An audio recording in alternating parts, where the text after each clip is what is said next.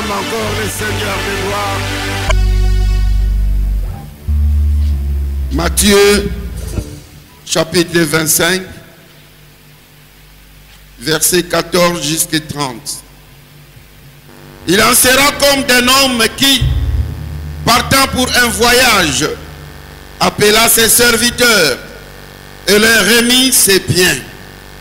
Il donna 5 talents à l'un, 2 à l'autre et 1 au troisième, à chacun selon sa capacité. Aussitôt celui qui avait reçu les 5 talents s'en alla, les fit valoir et il gagna 5 autres talents. De même celui qui avait reçu les 2 talents en gagnant 2 autres.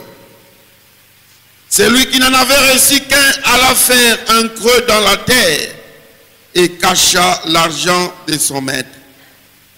Longtemps après, le maître de ses serviteurs revint et leur fit rendre compte. Celui qui en avait reçu 5 talents s'approcha en apportant 5 autres talents. Et il dit, Seigneur, tu m'as remis 5 talents, voici j'en ai gagné 5 autres. Son maître lui dit, c'est bien, bon et fidèle serviteur. Tu as été fidèle en peu de choses, je te confierai beaucoup, entre dans la joie de ton maître. Celui qui avait reçu 2 talents s'approcha aussi et il dit, Seigneur, tu m'as remis 2 talents, voici j'en ai gagné 2 autres. Son maître lui dit, c'est bien, bon et fidèle serviteur, tu as été fidèle en peu de choses, je te confierai beaucoup, entre dans la joie de ton maître. Celui qui n'en avait reçu qu'un talent s'approcha ensuite et il dit, Seigneur, je savais que tu es un homme dur, qui moissonne où tu n'as pas sémé, et qui amasse où tu n'as pas vanné. J'ai eu peur, et je suis allé cacher ton talent dans la terre. Voici, prends ce qui est à toi. Son maître lui répondit, serviteur méchant et paresseux, si tu savais que je moissonne où je n'ai pas sémé et que j'amasse où je n'ai pas vanné, il te fallait donc remettre mon argent au banquier et à mon retour, j'aurais retiré ce qui est à moi avec un intérêt. Ôtez-lui donc les talents et donne-les à celui qui a les 10 talents, car on donnera à celui qui a et il sera dans l'abondance. Mais à celui qui n'a pas, on ôtera même ce qu'il a.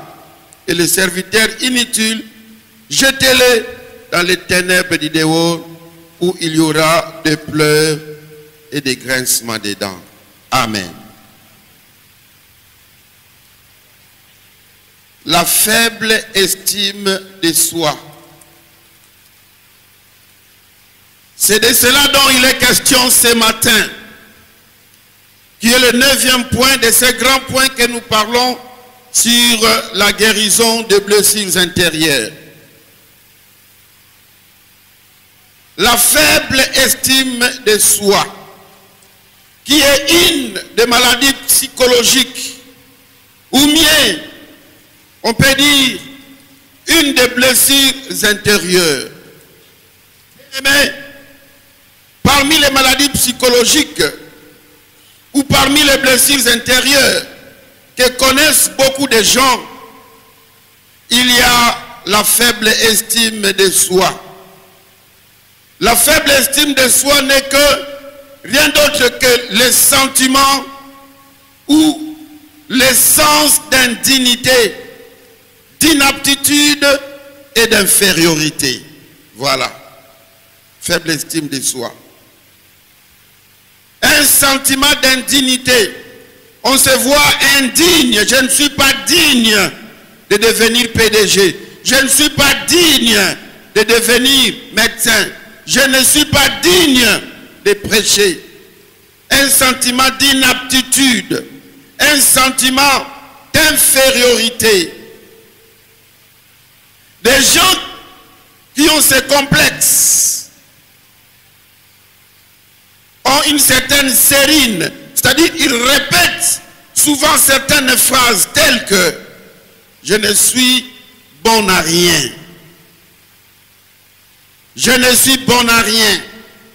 Je ne serai jamais à la hauteur. Cela me dépasse. Je ne suis pas digne. Je ne suis pas fait pour ça. Personne ne pourrait jamais m'écouter. Tout ce que je fais est mauvais. Je n'ai pas une formation pour faire cela. Et plusieurs autres phrases négatives qu'ils sont habitués à répéter. Bien-aimés dans le Seigneur, ce sentiment qui est insondable d'infériorité, d'imperfection et du manque de valeur est une arme psychologique parmi les plus grandes armes que le diable utilise pour neutraliser l'homme en général et les chrétiens en particulier. Alléluia. Il va placer en toi un sentiment insondable d'infériorité que vous n'avez pas d'idée. Un sentiment insondable d'imperfection. Un sentiment insondable de manque de valeur dont vous n'avez aucune idée. Et cela paralyse l'homme en général, ça paralyse les chrétiens en particulier.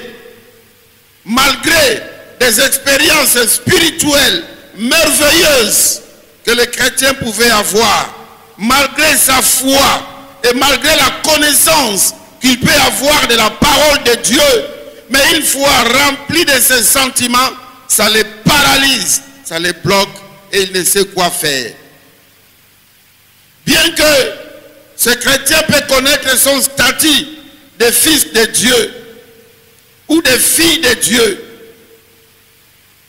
mais malgré cela, à cause de cette faible estime de soi, il est recroquevillé, rentré sur lui-même par la crainte, rempli de crainte. Il est tétanisé par un sentiment terrible d'infériorité. Il est prisonnier de la conviction profonde de manque de valeur. Il se fait prisonnier. Il est convaincu qu'il n'a pas de valeur.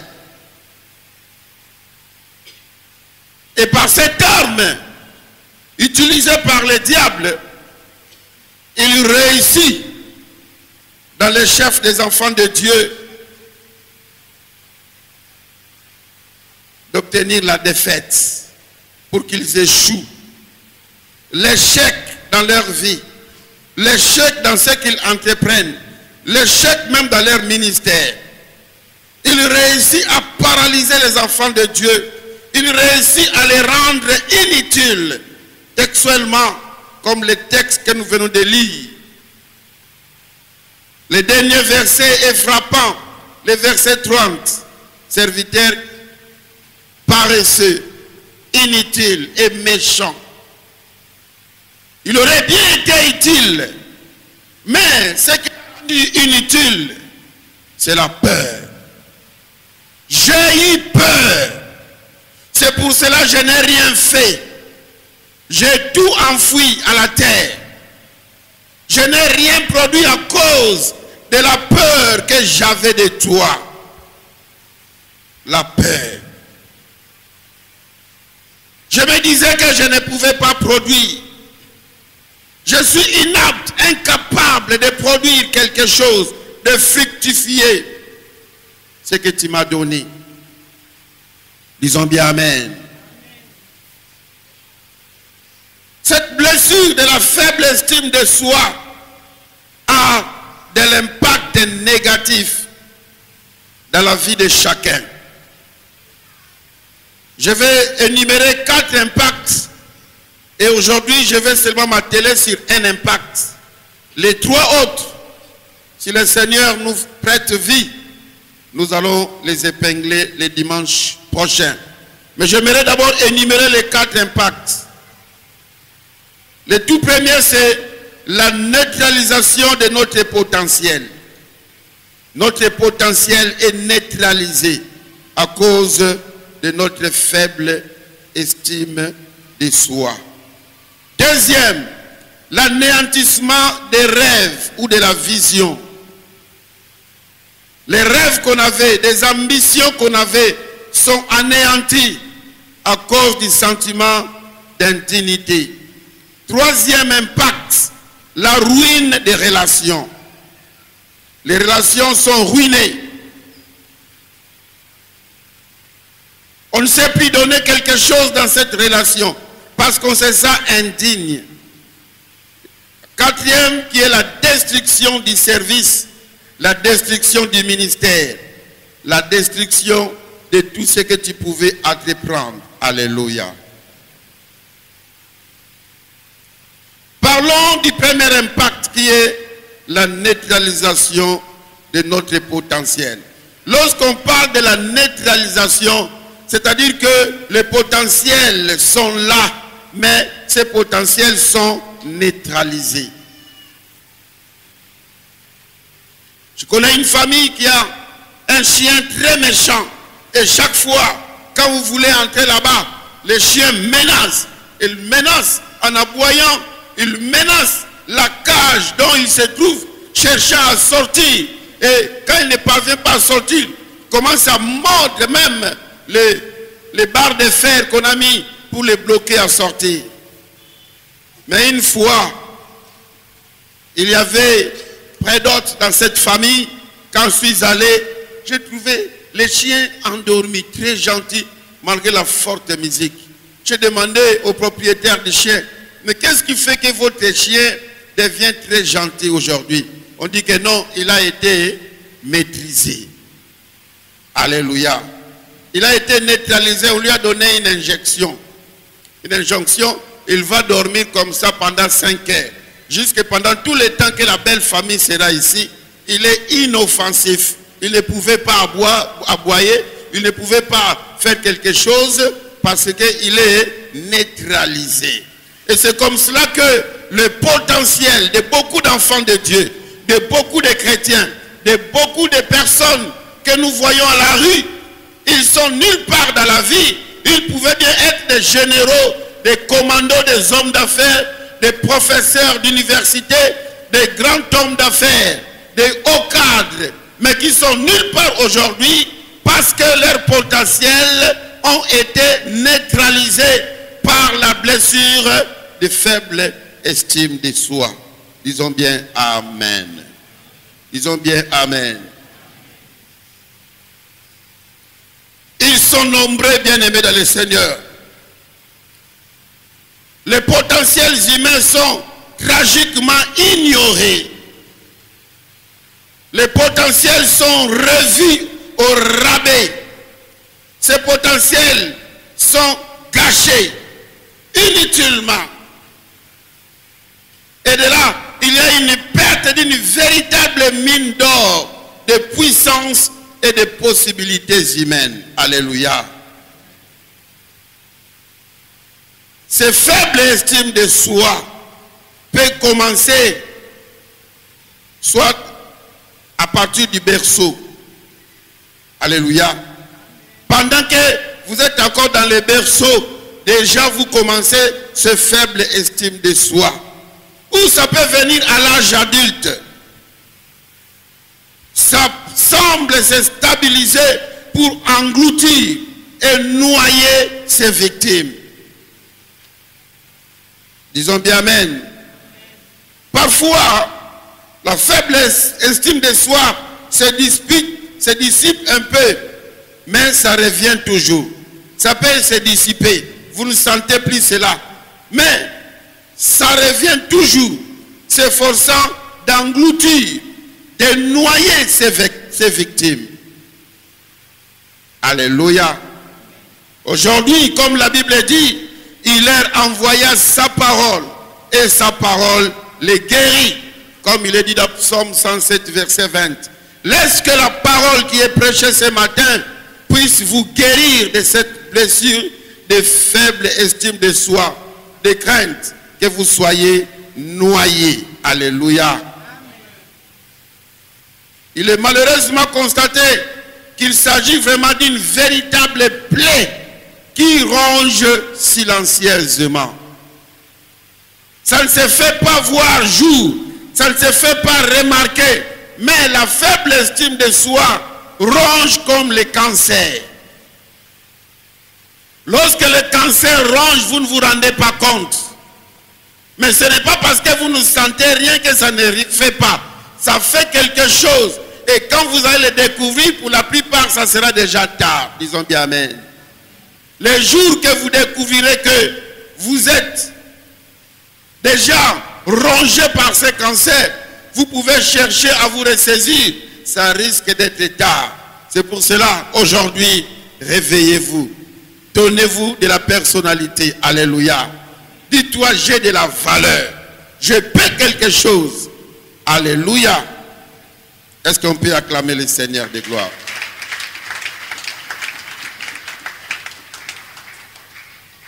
Sur une cassette intitulée « La guerre psychologique du diable », il y a un psychologue chrétien du nom du docteur Thompson.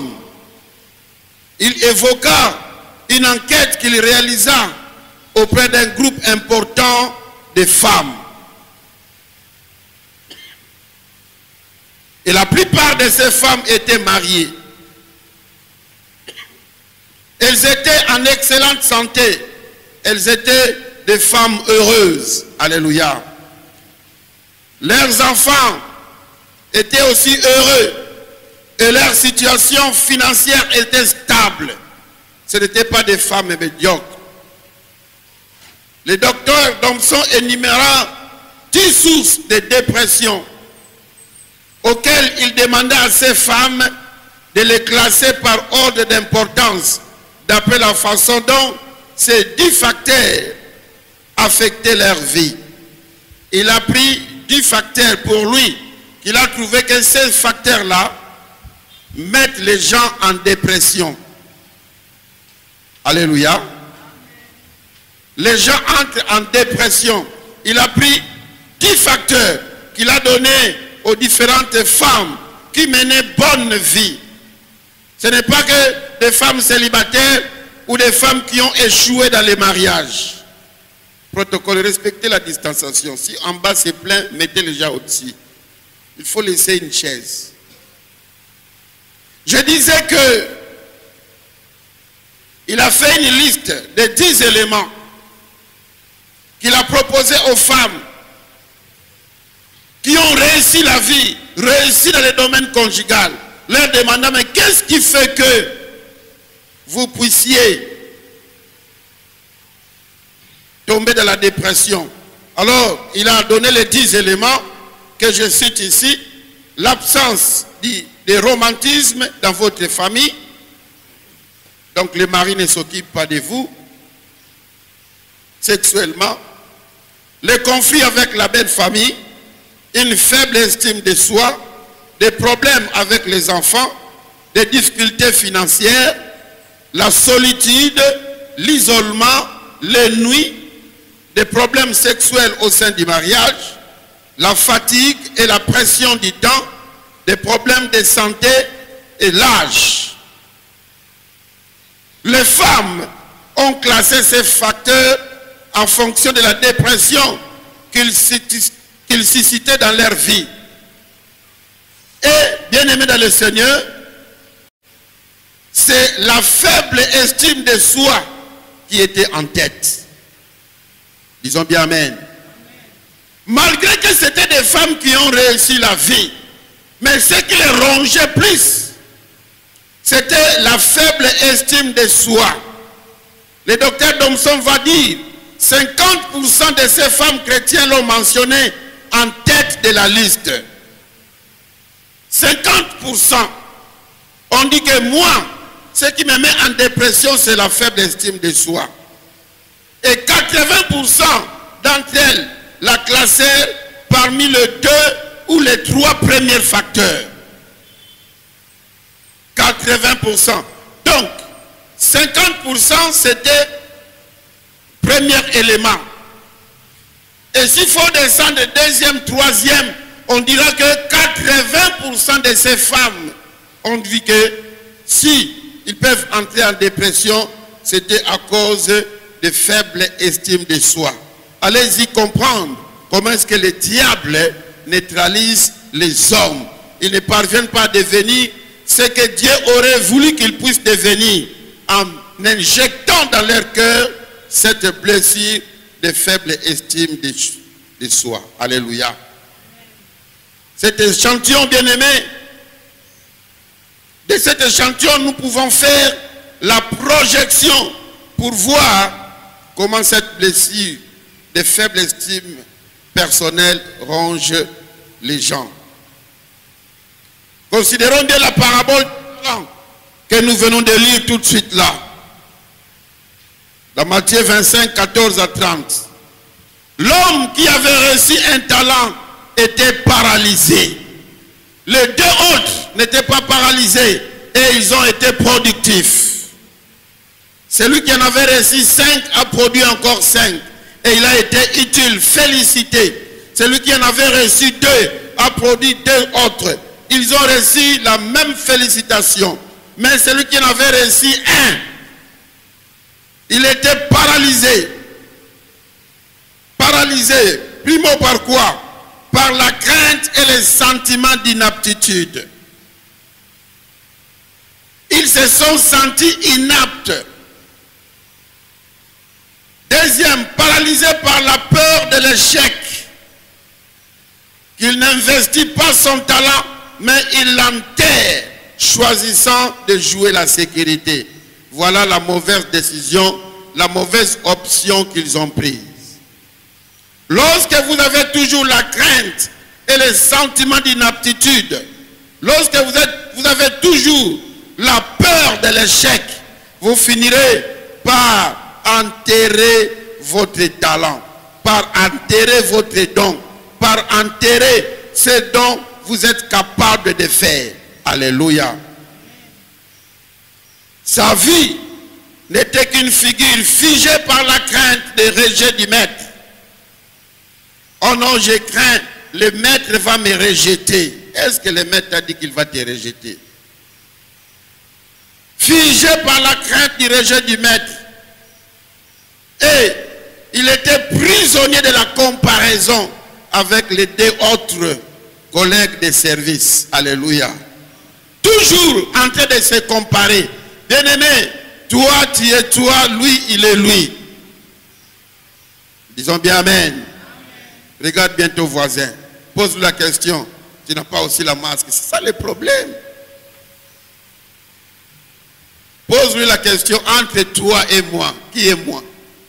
C'est moi. Entre moi et toi, qui est toi? Donc je ne serai jamais toi et tu ne seras jamais moi. Alléluia. Cessez de vous comparer, bien-aimés dans le Seigneur. Ne te compare pas avec celui-là. Il est docteur en psychologie, docteur en médecine. Bien sûr. Mais toi aussi dans ton coin comme ferrailleur, tu es fort. Sans toi, il va dormir sans porte, sans fenêtre. Lui, il est là pour te tester. Vous regardez, vous souffrez des fibromes, des ankylostomes, 4 positifs. Oui, il a étudié ça. Mais toi aussi, là où tu es, il fait que tu mettes des briques. Sans toi, dormir à l'extérieur. Vrai ou faux? Cesse de te comparer. Alléluia. Il y a beaucoup de gens qui sont malades parce qu'ils sont esclaves de regarder la vie des autres. Lui, il a reçu 5 talents. Lui, il a reçu 2. Moi, j'en ai reçu que 1. Mais il y a quelque chose que tu peux produire. Tout le monde ne sera pas sénateur. Tout le monde ne sera pas ambassadeur. Tout le monde ne sera pas pasteur. Toi, tu es toi. Mais Dieu n'a laissé personne même réduit. Personne n'a rien. Mais tout le monde a du moins quelque chose qui peut le valoriser, qui peut produire, qui peut l'aider à réussir. Alléluia. Ne restez pas prisonnier des autres. Lorsque tu continues à te comparer, lorsque tu as toujours le sentiment d'inaptitude, tu seras paralysé par la crainte de ne pas prendre les risques. Les Français ne disent-ils pas que qui ne risque rien n'a rien. Les 5 autres ont risqué. Risque, mon frère, ma soeur. La vie est faite de risques.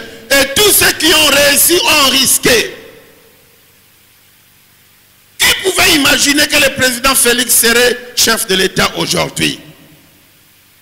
En voyant comment est-ce que FCC a tout miné. Oh, cet homme a une vision lointaine. Pendant que tous les opposants disaient, pas d'élection avec la machine à voter, pas de... Lui, il vient, il a vu l'indiquer, machine ou pas machine à voter, nous irons aux élections. Le calcul de tous les FCC paralysés. Les gens qui n'avaient pas de vision ont critiqué. Il a reçu 8 millions. Il a reçu 9 millions. Alléluia. Disons bien amen. Tous ceux qui ont réussi dans la vie ont risqué.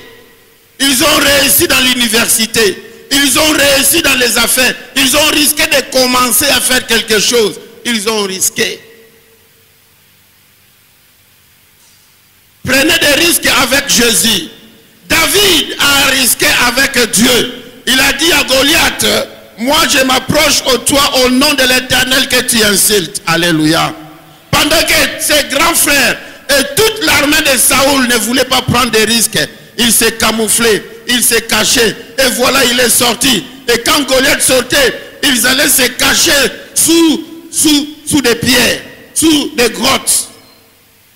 Mais David dit que moi je prends des risques.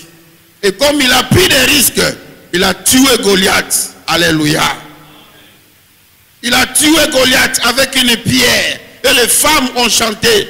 David est devenu célèbre. Mon frère, ma soeur, prends des risques avec Jésus. N'est-ce pas que nous le disons chaque fois que avec Dieu nous ferons des exploits. L'Éternel est avec toi. Risque avec lui. Dans l'élection, tu as bénéle. Même si tu échoues pour la première fois, tente encore pour la deuxième fois. Plus tu échoueras, plus les gens vont te connaître. Zacharie Bababachoué a échoué. Mais il a repris et il a passé cette fois-là. Alléluia. Non. Ne t'attarde pas à ton échec. Que l'échec puisse te donner des leçons. Disons bien amen. Bien-aimé, ce troisième serviteur, il fit ce que font beaucoup de personnes qui ont une faible estime personnelle. C'est-à-dire, ne rien faire pour ne pas échouer. Vous voyez? Ne rien faire pour ne pas échouer.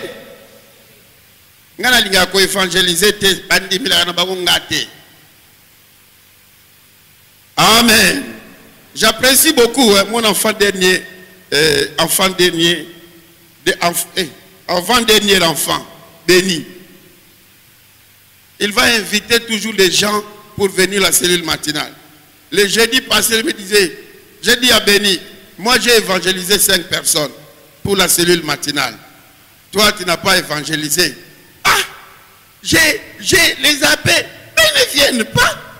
Moi aussi, je veux seulement continuer à les appeler jusqu'à ce qu'ils vont venir. Ils ne viennent pas. Il n'y a que des petits qu'il réussit à gagner. Mais le jeudi passé, il me dit que une maman est venue. On a prié seulement avec elle. Alléluia. Ils ont bien amen. Ils ne s'étaient pas intéressés seulement des échecs comme ils ne viennent pas, ils ont continué. Alléluia. Est-ce que tu peux dire amen? Ne rien faire pour ne pas échouer. Fais quelque chose. Si tu échoues, néanmoins tu as fait quelque chose. Amen. Ce qui équipe qui est mondial.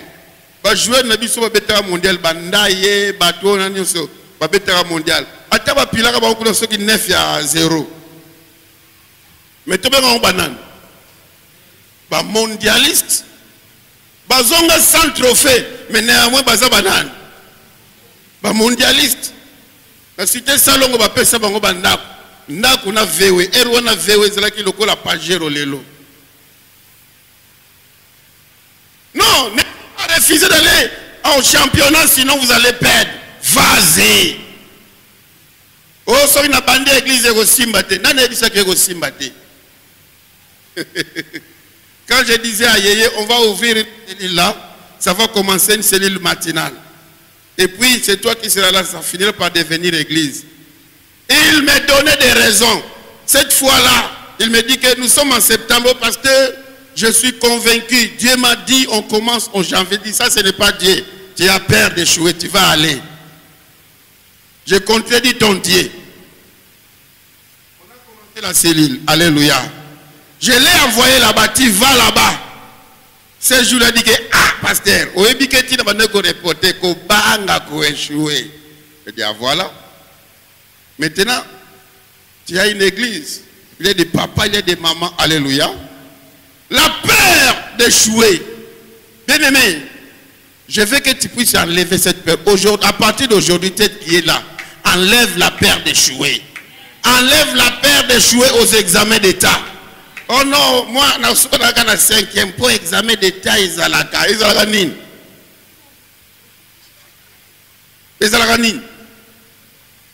Nous en 6e, moi j'ai étudié dans une école catholique.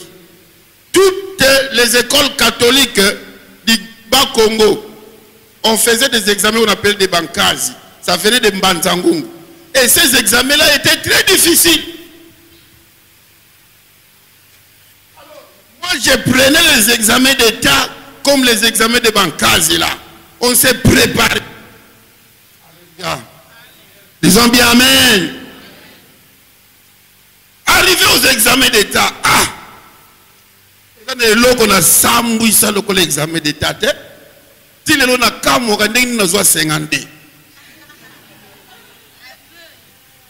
Bien aimé, tant qu'on a pas la réponse on a qui si abi oyoba kitaba mataiza bongo c'était 86%. Mais il y a une raison ba R, ce qui R13, ce qui ba nini wana. Parce qu'on avait négligé les cours de la classe. La classe n'a soit 49%. Mais l'examen d'État, j'étais sûr de 86%. Nathalie Gawabimisi, bon, 50. Bon, le premier de nous avait 53. Nous, on a étudié, c'était une bonne école, Institut Talambanza à Matadi. Aujourd'hui, c'est Institut Lubaki. C'était parmi les meilleures écoles. Nous, on a fait 14 réussis sur 49. Dans notre série là, ce n'était pas de 100% comme aujourd'hui. Hein. C'était des néants. Néants. Néants. C'était des journaux. Tala journaux, tala ba néant. Néant. Néant. Néant. Même Tété Mboua aussi avait fait néant cette année-là. Bien aimé, examen de thèse et l'autre côté. Pour moi, je crains en 6e, je crains à devenir licence, écrire les mémoires. Bateau basal ba mémoire tam so l'équipe on a maillé. Disons bien amen. Je vois beaucoup de gens qui n'ont pas étudié. Mais quand vous sentez sa façon de réfléchir, mieux que beaucoup de licenciés, certains licenciés réfléchissent terre à terre. Tu te dis même, celui-ci comment il a obtenu ce diplôme de licence? Il est très terre à terre. Si seulement celui-là avait dit que je vais étudier, peut-être tu auras de très bons pourcentages au niveau des licences ou des doctorats, plus que celui là. Mais le problème, tout simplement, tu as eu peur. Parce que tu as eu peur d'échouer, tu n'as pas voulu commencer. Alléluia.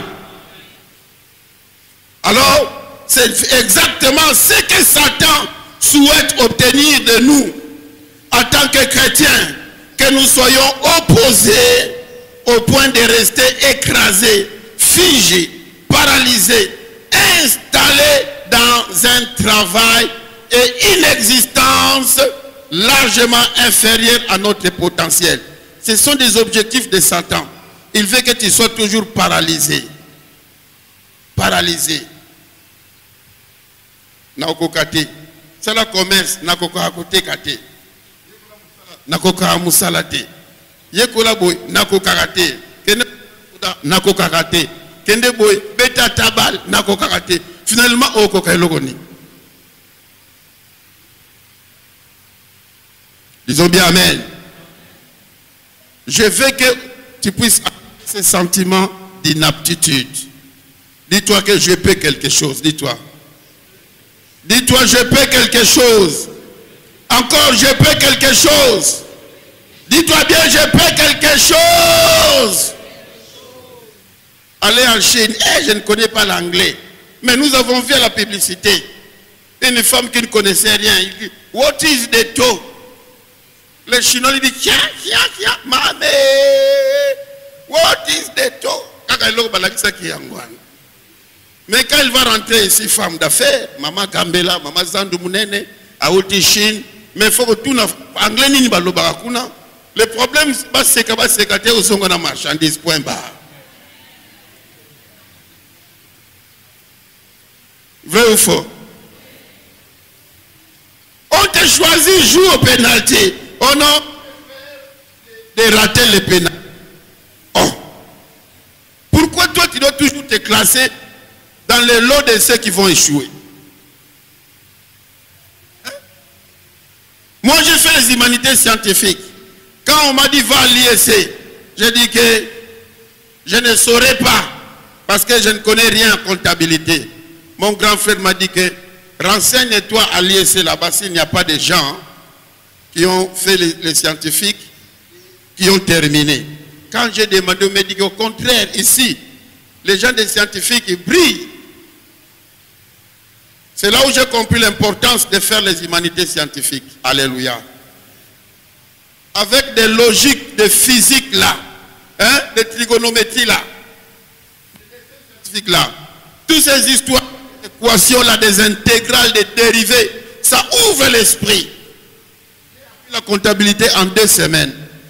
J'ai commencé à enseigner la comptabilité à ceux qui ont fait les sciences commerciales. Dites à votre voisin, tu peux quelque chose. Dis-lui ça. Amen. Prions le Seigneur de gloire. Je veux que tu parles à Dieu. Dis à Dieu, Seigneur, enlève-moi ces sentiments d'inaptitude. Je peux faire quelque chose. Je ne veux pas être dans le lot de ce 3e serviteur qui est allé chercher son talent. Moi, je vais tenter de fructifier ce que tu m'as donné. Peut-être c'est la force physique. Peut-être ce sont des réflexions. Peut-être, je ne sais pas moi, qu'est-ce que tu as mis en moi, mon talent. Je vais l'exercer. Je vais tenter de faire quelque chose. Et avec toi, je ferai des exploits. Parle à Dieu, parle à Dieu, parle à Dieu. Alléluia. Oui, Seigneur, guéris-nous de cette blessure. Faible estime de soi. Nombreux, on aurait pu devenir de très grandes personnes, mais nous avons été bloqués par le diable. Tous nos efforts ont été neutralisés par le sentiment de crainte, par le sentiment de manque de valeur, de personnalité, par le sentiment d'inaptitude. C'est pour cela que nous sommes bloqués. Oh Dieu, aide-nous de ne pas regarder l'âge, de ne pas regarder ce que nous avons fait notre arrière, mais que nous te regardions et que nous disions avec toi, nous pouvons.